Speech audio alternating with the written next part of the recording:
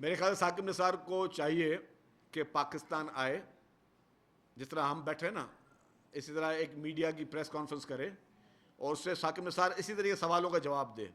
ہم تو ہمیشہ جواب دے رہے ہیں. ثاقب نثار صاحب سے میں گزارش کروں گا، ثاقب صاحب آپ بہت طاقتور تھے، آپ نے ڈیم بھی بنا دیے، ڈیم کے لیے پیسے بھی جمع کر دیے، آپ نے اپنے جو ہے وہ دامادوں کے چکر میں، ان کے کاروبار کے چکر میں فارماسوٹیکل کمپنیاں بند کروا دیں، آپ نے جو ہے پنجاب کی ایک اچھی ایک ہاسپٹل جو بننے جا رہی تھی اس کو بھی کام آپ نے روک دیا، اور آپ نے جو ہے اس کے علاوہ اپنے عمران خان کو جتوانے کے لیے ہر ممکن کوشش کی.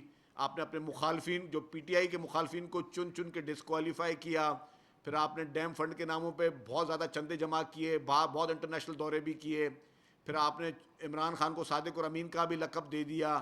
وہ کتنا صادق اور امین تھا پورے پاکستان کو پتہ ہے. پھر آپ نے لوگوں کے گھر جو ہے مسمار کروائے اور اس کے گھر کو ریگولائز بھی کرا دیا. اس کے بعد آپ نے جس طریقے سے منمانی آپ نے کی ہیں، تو آپ آئیں میڈیا کو جواب دیں. ثاقب نثار صاحب آپ نے گھناؤنے جرم کیے ہیں. آپ نے ایک منصب پہ بیٹھ کے، جس کا ایک نان پولیٹیکل کرسی ہوتی ہے، جج کی کرسی نان پولیٹیکل ہوتی ہے، نان پارٹیزن ہوتی ہے، اس میں پسند یا ناپسند کے حوالے سے کوئی چیز نہیں ہوتی. انفارچونیٹلی ثاقب نثار نے اس کرسی کی توہین کی ہے. ثاقب نثار جیسے لوگوں نے اس کرسی کی توہین کی ہے، اس منصب کی توہین کی ہے، اس ادارے کی توہین کرانے کی کوشش کی. وہ ادارہ بہت مہذب ہے.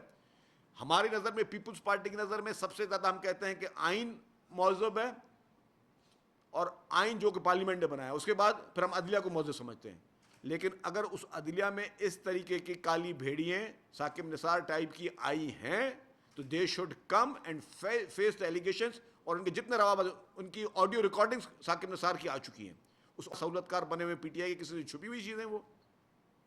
تو یہ ابھی تو بات نکلی دور تک جائے گی. یہ قاضی صاحب ایک منٹ پہلے